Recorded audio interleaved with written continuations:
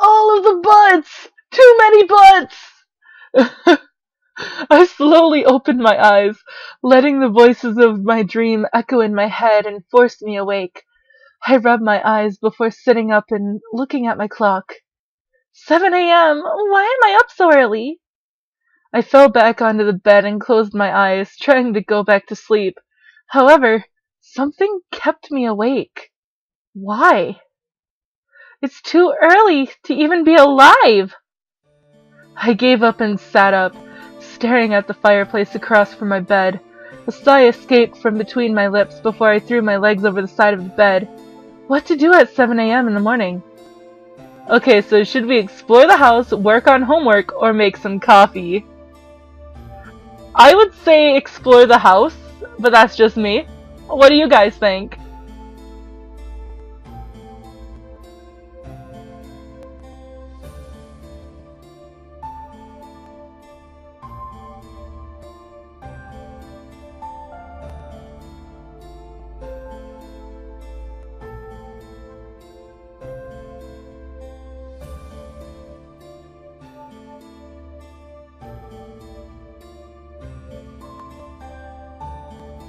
Die? You want me to die, Kira? No! Okay, so explore the house. We have 2 for explore the house.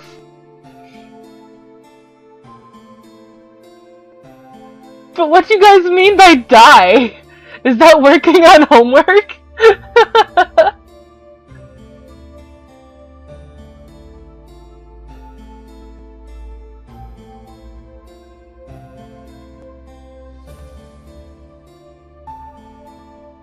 Okay, so 3 for exploring the house. Oh, okay, so we're all unanimous about exploring the house. Ugh. That one actually felt pretty nice. Okay, so explore the house. I decided it was a good idea to wander around the house. I never really explored it much as a child, so there were bound to be new surprises. Well, come on, feet, let's go on an adventure! I stood and exited my room, hoping that the boys were still asleep. I began to wander the halls on my end of the house, opening each door to find what room each door led to. Quickly, I found an old office. A desk and chair sat by the far side as a large bookshelf of documents and memorabilia donned its nooks and crannies. There were a couple of pictures of me growing up peeking from the shelf as I walked further into the room. I don't believe I've been in here before. I tried to recall memories of ever seeing this room, coming up with nothing as a result. This room was new to me. Did I want to disturb the furniture? I'm curious. I gently opened the shelves and any drawers I saw in the room. In a couple of them were books and even sewing kits. I assumed they were used for my grandfather's toys, so I left them alone. One drawer, however, was locked, no matter how many times I pulled. Ugh, come on, open! Nothing. It would not budge. The drawer beside it, though, did, revealing a laptop. Why is there a laptop in a drawer? I lifted it from the drawer and carried it over to the desk and chair, opening it. It was a high-tech laptop with a retina scanner as a pass lock. I was not sure whether or not to try to unlock it. Should we try or should we not try? I would say try, because I have a feeling that the grandpa, did this to her while she was a kid, so that when she grew up, she could unlock it. But that's just me. That's what I'm thinking. I would not be surprised.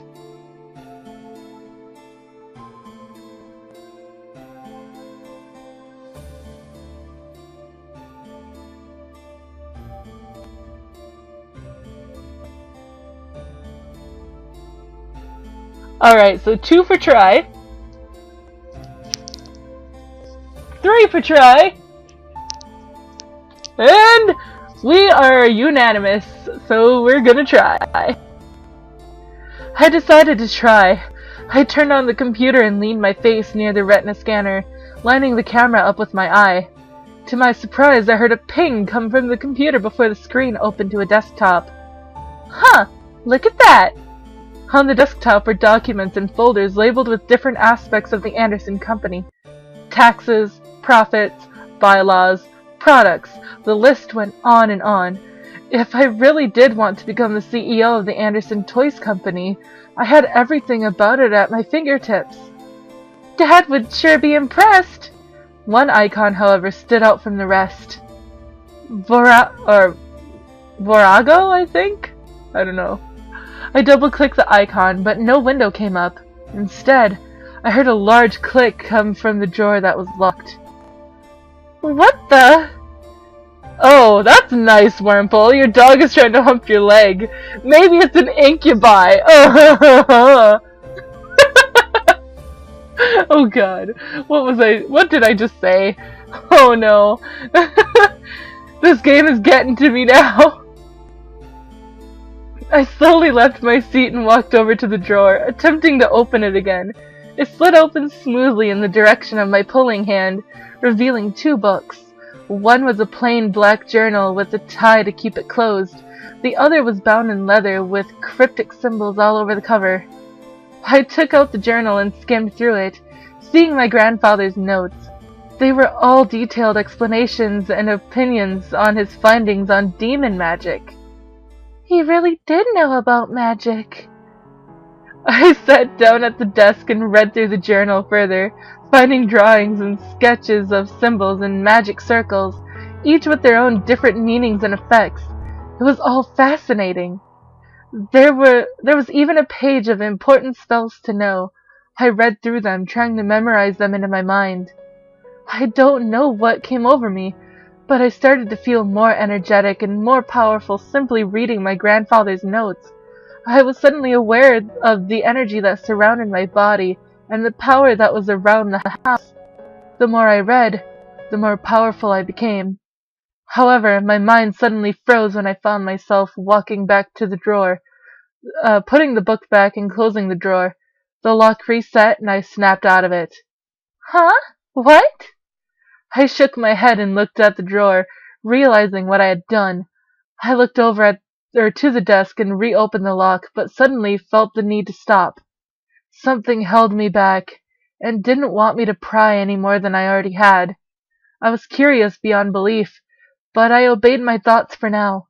Eventually I would come back and look into it. I returned to bed, feeling the weight of the morning drag me under my covers to try sleeping again. I had energy, but I wanted more sleep. It was Sunday and nothing was happening today. Come on, eyes, back to sleep. I shut my eyes and tried to slow my breath. I looked at my phone to check the time once again. It was noon, yet it felt like I had slept for much longer. Why is time going so slowly? I sighed, got changed into normal clothing, and went out to the main hall and sat on the stairs. Sundays were very boring. However, the muffled sounds of battle caught my attention. Huh? I quickly went out to the backyard in response to the noise I had heard. In the yard was all 5 of the boys, practicing fighting. Sam was in the middle, with the other 4 surrounding him and throwing punches and kicks at him.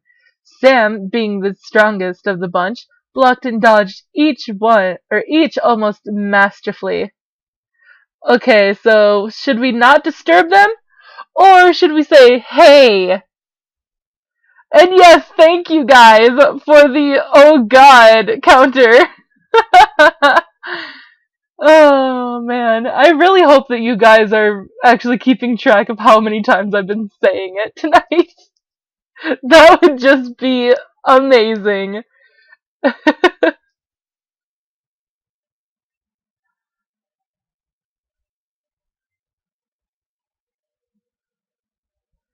And my opinion for this would be to not disturb them. So we have 2 for don't disturb them and 1 for hey.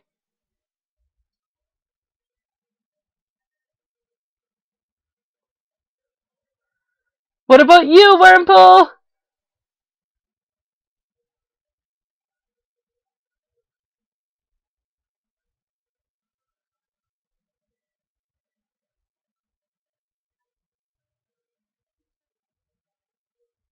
Okay, so we have a tie now. Oh no.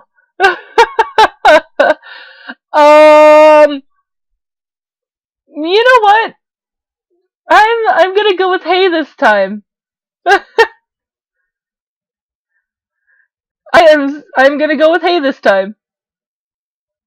Here we go. All at once, the boys looked at me, frozen in their movements. I know, Kira. I can see the chat. I can see the chat, honey. um, I just stood at the doorway, staring at them after my outburst. James was the first to break away from the group, stepping towards me. Good morning. We apologize if we woke you up. No, it's fine. I've awake. I think it's supposed to be I've been awake? Okay. I've been awake for a while now. I'm sorry I interrupted. It's quite all right. We needed to stop anyway. We don't want to overwork Sam. No, we are not showing our butt to Matthew. Fuck Matthew! Oh, come on, I can handle more than those pity punches. Your mind seems grateful that we've stopped. Shut up, Damien. Oh crap, we should probably make some lunch. I'm sure you're starving. I can handle lunch if you like. You all seem very busy training to beat Malix. I can take care of it today. Whoa, seriously? Yeah, why not? I'm not useless. I know how to cook and do other stuff too. Well, no, I wasn't insinuating. What he means to say is that we'd be really grateful if you could make lunch today. No problem. As I turned to the kitchen, the boys went back to training. They seemed very determined to get better and to become stronger. Might as well make lunch today. It's been a while since I cooked. Oh no. Lunch wasn't particularly hard. I decided to make... Okay, so should we make cold cut sandwiches, simple chicken and rice, or pizza? I think we should make cold cut sandwiches because she said that she hasn't cooked in a while.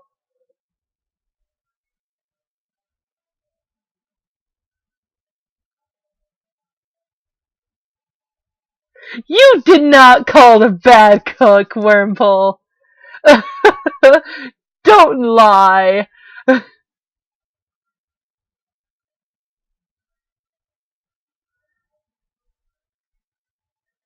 Okay, so 3 for sandwiches. Well, whichever one you choose, Wormhole, you're already outvoted. Sorry. We're gonna go for cold cut sandwiches. Because why not? I assembled simple ham sandwiches for all of us. After I poured some potato chips on the side of each sandwich, I felt satisfied. Who said lunch had to be cooked?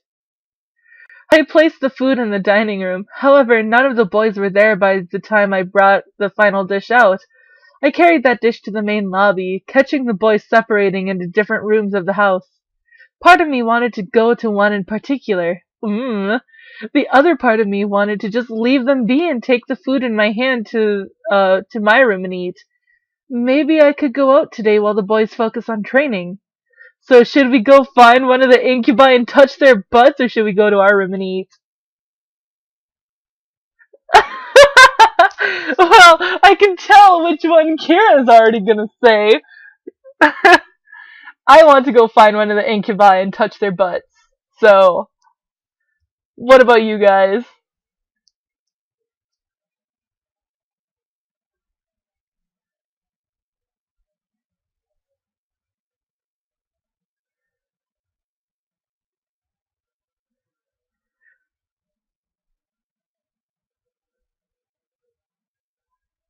Yeah, touch the booty! Yes, I'm pretty sure I know which one all of you guys want. So, we're gonna find one of the incubi. Let's go. And not Matthew! Fuck Matthew! I quickly rushed back and grabbed a second food dish before hunting down one of the boys.